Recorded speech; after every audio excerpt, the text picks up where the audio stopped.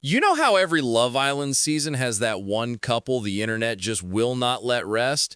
For Love Island USA Season 7, that couple was Nicolandria, Nic and Olandria, and somehow, no matter how much drama, mess, or conspiracy theories get thrown at them, they keep coming back bigger. We're talking drama with Ace, fan wars about Taylor and Cierra, the never-ending Love Island Huda discourse, the "is this a PR dating show couple or real love" arguments. Meanwhile, in the middle of all that, Nic and Olandria are out here doing campaigns, DJ gigs, keynotes, and glam red carpets like Season 7 never ended.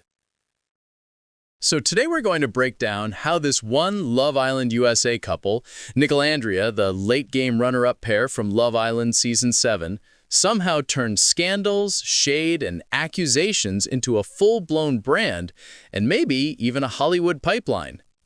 This is the story of how people might actually be hating them into superstardom. Before we dive in, do me a tiny favor. Tap that subscribe button real quick. Don't overthink it. Just give it a little love tap like Nick flirting in the villa. It's free, it helps the channel, and you can always change your mind later. All right, let's rewind. When Season 7 started, nobody knew Nicolandria was going to become this. Nick Van Steenberg and Alandria Carthen walked into the villa on day one like regular Islanders. They weren't paired up at first. She had her whole thing with Taylor, he had his thing with Cierra. Casa Amor came in and spun everything like a washing machine, and for a while it looked like they would just be side characters in the Ace, Taylor, Cierra, Huda chaos. We watched Nick recouple. We watched Alandria recouple. We watched people scream about loyalty, tests, and you should have picked X instead of Y. Every week the couple shifted, and Love Island USA did what it always does. It turned heartbreak into content. But then, late in the game, when most couples are already locked in, Nic and Olandria finally aligned. They didn't come in as the obvious winners. They were the, "wait, are we really doing this now?" couple. By the finale, they were the ones standing there together as runner-ups, with the fan nickname Nicolandria stamped on them like a brand logo. Since then, articles, interviews, and even big outlets have described their relationship as a cultural phenomenon and a beloved part of reality couple history. And of course, where there's a phenomenon, there are conspiracy theories. We got the tabloid piece claiming producers staged parts of their storyline. The idea was basically that the show leaned into fan demand and built up the connection for ratings, which made some viewers swear the whole thing was fake. Producers haven't confirmed that, and other coverage focuses on how their bond grew late but real, especially outside the villa. Either way, the damage should have been done.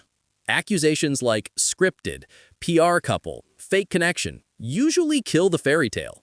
But with Nic and Olandria, that's not what happened. If anything, the drama just made people more obsessed, and that's where the pattern starts. The second these two stepped out of the villa, the universe, and a few marketing teams basically said, "Cool story, see you in the ad breaks." We got the Nicolandria Agua de Kefir campaign, which was insane numbers-wise. The ad leaned fully into their chemistry, flirty kitchen scenes, playful thirst jokes, and a comment section absolutely losing it. Within 24 hours, it had millions of views and hundreds of thousands of comments, with people calling it one of the best branded couple ads they'd seen.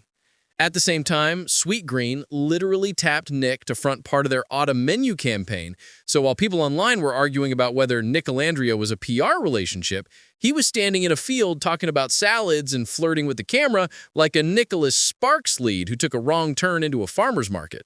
Then there was the NYX Nicolandria lip kit, which sold out and turned into its own little economy in fan spaces.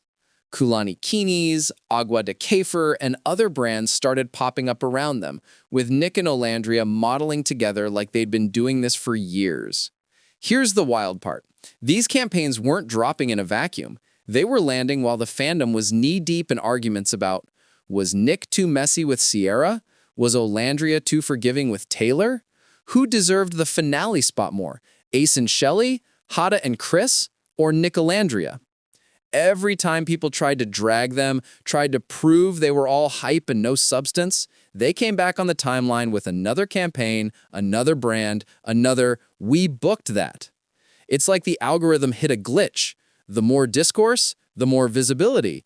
And the more visibility, the more brands wanted them. And if you think that's wild, wait until you see what happened with Olandria next. While fans were busy arguing about villa dynamics, Alandria quietly started turning her 15 minutes into a full-on career blueprint.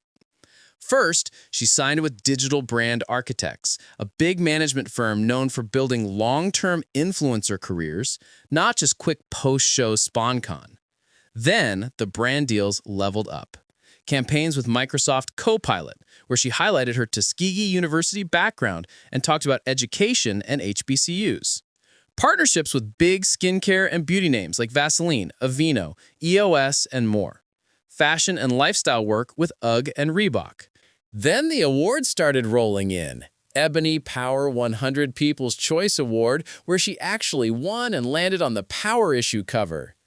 Cosmopolitan's Z-Stars class of 2025, highlighting her as a Gen Z talent shaping culture. A spot on the Route 100, listing influential figures making real impact. And as all that was happening, she was quietly becoming a fashion girl for real. New York Fashion Week runway debut for Sergio Hudson, viral looks at the VMAs, CFDA Awards, and Glamour Women of the Year. Then comes the double hit, Ebony Magazine cover and Harper's Bazaar Vietnam cover in November 2025, serving old Hollywood glam and proving she's more than just the girl from Love Island, USA. And on top of all that, she's giving keynote speeches. Texas A&M's Butterfly Tour, her conference stop, she's the keynote. ZCon in Los Angeles, a whole event about digital futures and young leaders, she's on stage again. And then, the thing that made the nickname stick, she's scheduled to speak at Harvard's Black Student Association event. Fans immediately started calling her Harvard-Landria in 5. This is where the "y'all are hating her into a motivational speaker" joke started. People went from, she's just a dating show girl, to watching her give speeches about education, confidence, and navigating fame. By the way, if you're still with me and you haven't subscribed yet, go ahead and hit that button. Think of it like voting in the finale, except this time, your fave actually gets something out of it. Now let's talk about Nic, because the fandom has absolutely refused to keep him in a simple Love Island ex-boyfriend box. First up, the DJ career. Post-Villa, Nic started popping up at Greek Fest events and college parties, spinning sets under his DJ persona. Flyers with his name, ticket links, sold-out nights. It wasn't just Nic will make an appearance and wave. It was Nic performing, hosting, and building a second lane as an entertainer. Then came more brand work. Sweet Green, Agua de Kefir, joint campaigns with Alandria, and then this, a Google ad that fans immediately latched onto. Clips from the commercial started circulating with people saying, "Why does this feel like a Hallmark movie trailer?" and "Nic Van Greenberg in 5. That's how the Hallmark Nic and Nic Van Greenberg jokes were born. People watched him in one ad and immediately started fantasy casting him in romcoms, the guy next door who fixes your Wi-Fi and then your life. On top of that, there's a whole corner of the fandom that insists he has Paul Walker energy. He loves cars. He's got that chill, slightly goofy charisma. He can be serious one moment and absolutely unserious the next. Fans pull up old Paul Walker stills from movies like Into the Blue, Joyride, and Running Scared and go, tell me you can't see Nic in a modern version of this. A little action, a little romance, a little chaos. And if you combine that with him actually working, DJing, and showing up in polished commercial work, you start to see the outline of something more than reality star. The man is building a portfolio that looks suspiciously like step 1 and 2 of a Hollywood pipeline. So now we've got Harvard-Landria, speaker, fashion it girl, award winner, DJ actor Nic, brand favorite, DJ, Hallmark-coded ad guy with Paul Walker comparisons, and somehow people are still arguing about whether Nicolandria is real while literally watching both of them build careers off being themselves. Here's where it gets messy in a very internet way. While all of this is happening, other couples from Love Island USA Season 7 are living their lives, posting their soft launch photos and building their own brands. Ace and Chelly, still together and building their thing.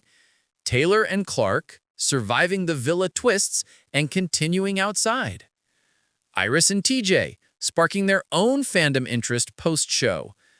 But then, fan accounts start doing what the internet does best, side-by-side comparisons. On Threads, an account like LRC Delights puts together a little collage.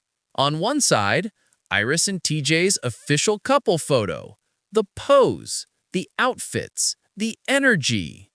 On the other side, visuals that look a lot like the Sweet Green and Nicolandria adjacent aesthetic. The same kind of soft, curated, healthy but make it romantic vibe. The same red and black palette that calls back to some of Nicolandria's most reposted brand shots.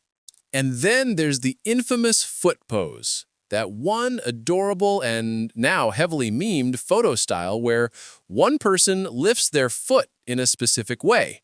Fans noticed Iris and TJ doing it, and then someone remembered, wait, didn't Nic and Olandria low-key own this already? Nic even jumped into the comments under that picture with a cheeky "been there" type reaction. Not angry, just amused. Like, I see what y'all are doing. That one comment had the fandom howling because it felt like he was in on the joke. Now, to be clear, no one owns poses. No one owns color palettes. Couples can absolutely be inspired by each other without it being deep. But when the fandom is already sensitive about people calling Nicolandria a PR relationship, these little patterns start to feel ironic. The couple everyone labeled PR is the one still together, still steady, still stacking campaigns, while fan edits are accusing other people of leaning into very curated couple aesthetics. Again, it's all speculation, all vibes, but it adds fuel to this central point. In the court of public opinion, Nic and Olandria are being held to a standard other couples quietly benefit from. Let's line up a few key moments that should have derailed them. Producer fakery claims.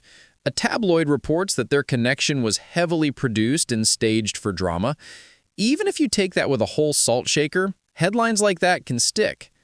Nic versus Cierra online. Nic has to respond publicly after his ex, Cierra, throws digs at him and Olandria in interviews and posts. That kind of thing can easily turn into a hate train, especially when fans already have strong feelings. Huda versus Chelly and Olandria at the reunion. The reunion trailer and special teased a tense confrontation over bullying accusations. Seeing Olandria emotional and feeling hurt could have split the fandom even more. In a normal world, this amount of negativity would at least slow you down. Instead, here's what happened around the same time and right after. Mainstream outlets start writing pieces not just about the show, but specifically about Nicolandria as a long-term cultural moment. Olandria's speaking schedule fills up.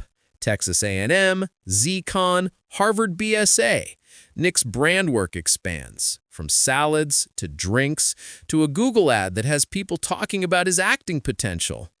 Together, they front campaigns, attend fashion weeks, and get spotted courtside at NBA games, like established public figures, not fresh out the villa rookies. It's almost like every attempt to frame them as problematic, fake, or overhyped gets swallowed by this bigger narrative. They show up. They work. They deliver. People keep watching. Brands keep calling. You can absolutely dislike them. You can absolutely prefer Ace, Taylor, Cierra, Huda, or any other Love Island USA cast member. That's the fun of a dating show fandom. But you cannot argue with the pattern. Every scandal comes with a bigger bag attached. Here's the real question this whole Nicolandria situation forces us to ask. At what point does constant criticism stop hurting someone's career and start building it? Because with Nic and Olandria, you can see three things clearly. They didn't even win the show. They were runner-ups, and yet somehow they're one of the main storylines everyone is still talking about months later. They took the opportunity seriously.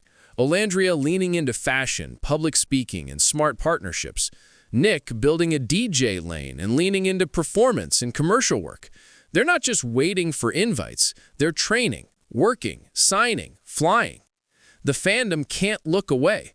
Whether it's Threads compilations, TikTok edits, X threads, or long opinion pieces, people keep dissecting every move, from brand shoots to foot poses to keynote announcements. And here's where it gets almost poetic. The same people yelling PR relationship are the reason Nicolandria keeps trending.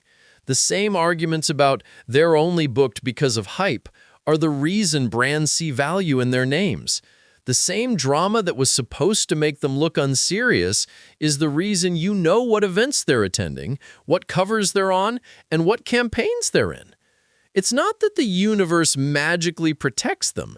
It's that they showed up on a huge dating show, the audience got emotionally invested, they left the villa and treated that attention like capital. Every time the internet hands them chaos, they turn it into content, narrative, and leverage.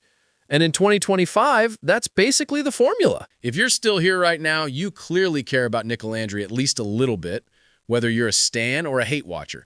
Either way, you're my kind of person.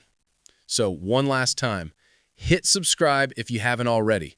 Don't worry, you won't get charged like the Villa text messages. It's free, and it helps me keep deep diving this wild little Love Island universe. Now, I want to hear from you in the comments. What kind of movie do you actually see Nic in? Rom-com, heist, card chase, something totally different? And where do you want to see Alandria next? More fashion weeks, more keynotes, maybe even her own show or podcast. Drop your theories, your dream casting, your hot takes. Just keep it respectful. We're here to analyze, not attack.